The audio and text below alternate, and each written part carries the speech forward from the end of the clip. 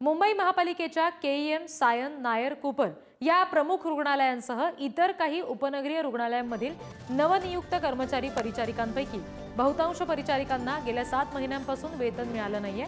पगार मिळवण्यासाठी रुग्णालयातील प्रशासकीय विभाग आणि महापालिका मुख्यालयात चक्रा मारूनही त्यांना पगार कधी मिळणार याबाबत प्रशासन कुठलंच स्पष्ट उत्तर देत नाहीये। त्याच्यामुळे परिचारिका हतबल आहेत।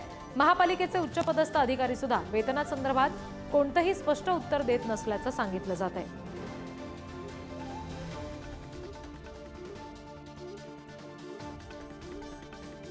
त्यामुळे आता परिचारिका प्रचंड हतबल आहेत। वेतन मिळालं नाहीये आणि ते नेमकं कधी मिळणार याबाबतचं सुद्धा स्पष्टीकरण दिलं जात नाहीये। आणखी तपशील आपण घेणार आहोत प्रतिनिधी सुशांत सावंत यांच्याकडून। सुशांत, सध्या या सगळ्या परिचारिकांचं नेमकं काय म्हणणं आहे याबाबत? रिद्धी, आपण जर बघितलं असेल तर मुंबई महानगरपालिकेचे आणि विशेषतः मुंबईतील ही महत्वाची रुग्णालय या ठिकाणी जर बघितलं असेल तर मोठ्या प्रमाणात रुग्ण जे आहेत ते उपचार घेण्यासाठी येतात आणि त्यामुळे नक्कीच कामाचा लोड देखील या ठिकाणी असतो।